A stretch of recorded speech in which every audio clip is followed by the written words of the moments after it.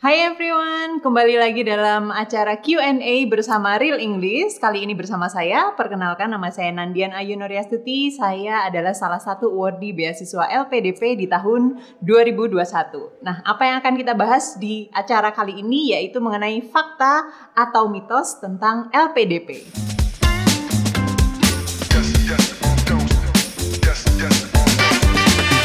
Kalian penasaran? Yuk kita mulai dari nomor 1.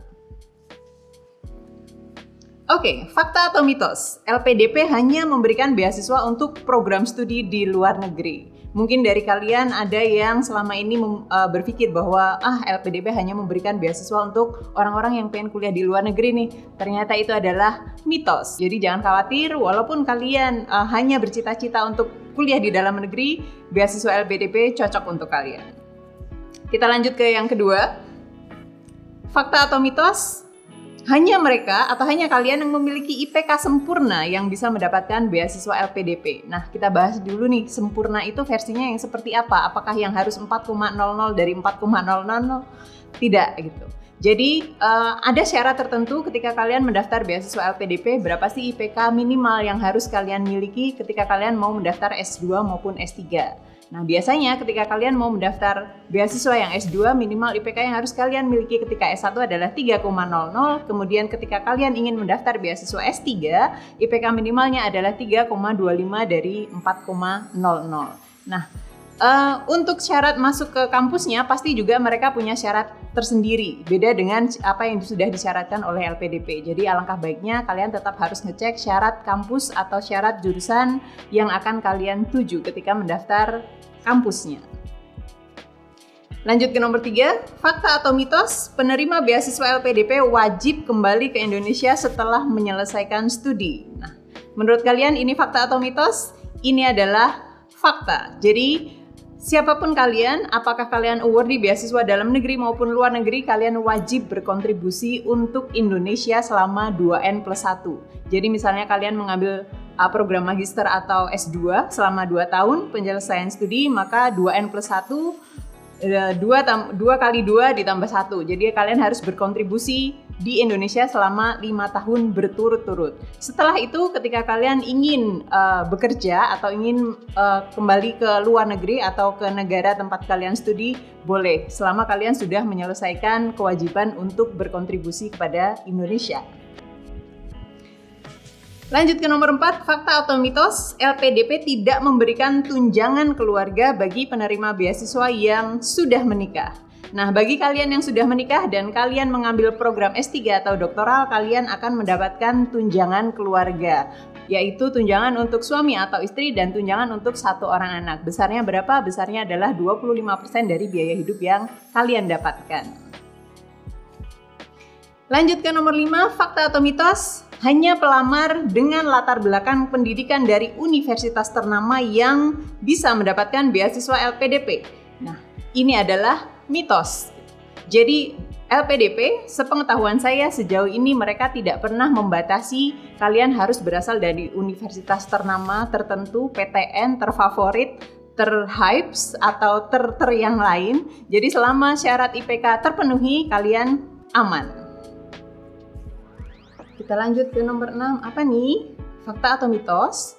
Penerima beasiswa LPDP tidak diperbolehkan bekerja selama masa studi. Ini adalah fakta. Jadi bagi kalian yang sudah bekerja, misalnya menjadi seorang TNI, Polri, PNS, bekerja sebagai pegawai BUMN, kemudian kalian diterima sebagai awardee beasiswa LPDP ini, maka kalian harus cuti kerja atau bisa kita bilang atau dikatakan sebagai tugas belajar untuk menyelesaikan studi selama kalian dibiayai oleh LPDP. Nah, nanti setelah kalian menyelesaikan studi tersebut, kalian biasanya akan kembali ke institusi tempat kalian bekerja. Nah, bagi kalian yang bekerja di perusahaan swasta atau instansi swasta, otomatis kalian harus resign dari tempat kalian bekerja, kemudian kalian wajib menyelesaikan studi selama masa studi yang sudah ditentukan oleh beasiswa LPDP. Lanjut? Oke, kita ke nomor 7. LPDP hanya memberikan beasiswa untuk program S2 dan S3. Ini fakta atau mitos? Nah, ini adalah Fakta atau mitos? Penasaran? Ya. Jadi ternyata sekarang LPDP sudah memberikan beasiswa untuk S1. Jadi bisa dibilang LPDP hanya memberikan beasiswa untuk program S2 dan S3 ini adalah mitos. Jadi kalau sekarang faktanya adalah beasiswa LPDP sudah memberikan atau mengembangkan, melebarkan sayapnya bagi kalian yang masih S1. Nah, program S1 apa saja yang di cover oleh LPDP ini adalah S1 untuk guru yaitu program vokasi, kemudian S1 untuk siswa berprestasi atau program prestasi, kemudian yang ketiga adalah S1 dalam negeri yaitu program kebudayaan. Untuk lebih lanjutnya mungkin kalian bisa cek di website LPDP. Lanjut ke nomor 8, fakta atau mitos, pelamar harus memiliki letter of acceptance dari universitas sebelum mendaftar beasiswa. Nah, ini adalah mitos karena faktanya kita punya dua pilihan. Yang pertama adalah jalur yang menggunakan LOE, jadi ketika kalian sudah memiliki LOE, kalian bisa mendaftar LPDP. Dan tenang aja, bagi kalian yang belum punya LOE, kalian tetap bisa mendaftar LPDP. Jadi ada dua jalur yang bisa kalian pilih. Tentunya setelah itu akan ada step atau langkah atau seleksi yang berbeda juga. Lanjut ke nomor 9, fakta atau mitos? LPDP menanggung semua biaya studi termasuk biaya hidup, transportasi, dan tunjangan lainnya. Ini adalah fakta. Jadi tidak hanya biaya hidup, transportasi, dan tunjangan lainnya. Kalau boleh aku kasih contoh, jadi beasiswa LPDP ini mengcover banyak hal yang kita butuhkan selama kita berada di kota atau di negara tempat kita studi.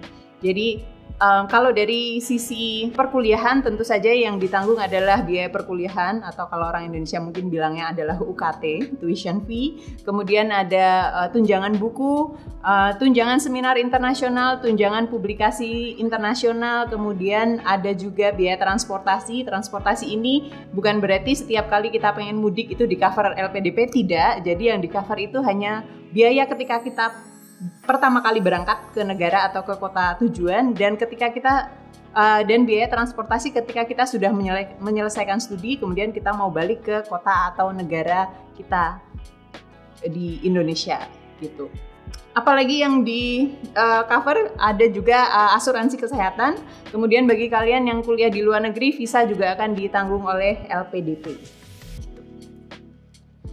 Kita lanjut ke nomor 10. LPDP hanya fokus pada bidang-bidang tertentu seperti STEM, Science, Technology, Engineering, and Mathematics.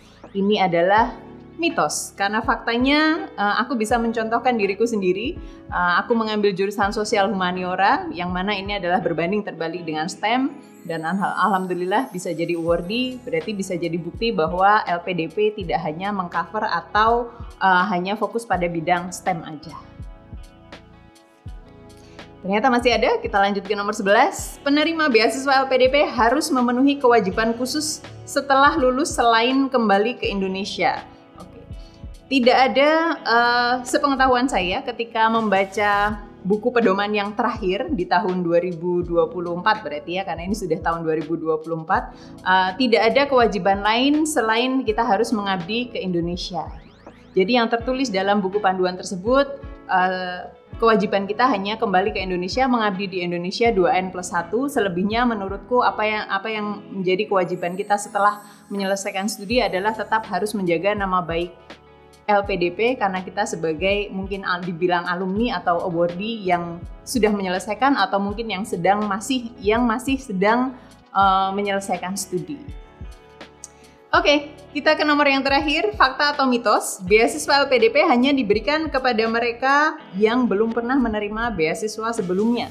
Ini adalah mitos, karena faktanya mungkin ketika S1 atau S2 kalian sudah pernah menerima beasiswa, kemudian untuk lanjut ke jenjang berikutnya kalian ingin mendaftar LPDP, boleh-boleh saja, sah-sah saja. Yang tidak diperbolehkan oleh LPDP adalah double funding. Double funding itu contohnya seperti apa? Jadi misalnya kalian sudah dinyatakan diterima sebagai awardee beasiswa tertentu, tapi kalian juga masih mendaftar untuk beasiswa LPDP, itu pasti tidak diperbolehkan. Ataupun sebaliknya, kalian sudah dinyatakan diterima sebagai awardee LPDP, kemudian kalian masih mencoba untuk mencari beasiswa lain, itu sudah pasti tidak diperbolehkan. Apakah ada sanksinya? Pasti ada. Oke, karena fakta atau mitosnya sudah habis, itu aja yang bisa aku bahas kali ini. Kita akan jumpa lagi dalam Q&A berikutnya. See ya!